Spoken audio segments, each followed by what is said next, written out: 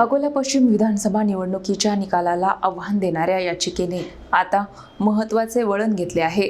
उच्च न्यायालयाच्या निर्देशानंतर स्ट्रॉंग रूमचे सील अधिकाऱ्यांच्या उपस्थितीत उघडण्यात आले असून निवडणूक कागदपत्रांच्या सीलबंद पेट्या ताब्यात घेण्यात आल्या आहेत।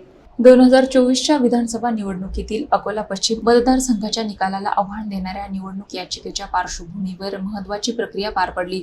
मुंबई उच्च न्यायालयाच्या नागपूर खंडपीठाने 31 जुलै 2026 रोजी अकोला पश्चिम मतदारसंघाशी संबंधित निवडणूक कागदपत्रे तसेच सीसीटीव्ही फुटेज सादर करण्याचे निर्देश दिले होते। त्यानुसार अधिकाऱ्यांच्या उपस्थितीत स्ट्रॉंग रूमचे सील ऑन कॅमेरा उघडण्यात आले। त्यानंतर निवडणूक कागदपत्रांच्या सीलबंद पेट्या ताब्यात घेऊन त्या ट्रेझरी येथील स्ट्रॉंग रूममध्ये ठेवण्यात आल्या। जिल्हाधिकारी तथा जिल्हा निवडणूक अधिकारी वर्षा मीना यांच्या पत्रानुसार ही प्रक्रिया बाळापूरचे उपविभागीय अधिकारी आणि तहसीलदार यांच्या उपस्थितीत पार पडली। यावेळी सर्व राजकीय पक्षांचे प्रतिनिधी उपस्थित होते। भाजपचे नेते तथा स्थायी समिती सभापती विजय अग्रवाल यांनी अकोला पश्चिमचे विद्यमान आमदार साजिद खान पठाण यांच्या निवडीला आव्हान देत न्यायालयात याचिका दाखल केली।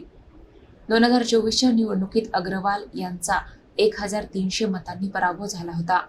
अकोला पश्चिम आणि बाळापूर या दोन मतदारसंघांमध्ये 4000हून अधिक मतदारांनी दुहेरी मतदान केल्याचा आरोप याचिकेत करण्यात आला आहे। या कथित दुहेरी मतदानामुळेच आपला पराभव झाल्याचा दावा अग्रवाल यांनी केला आहे।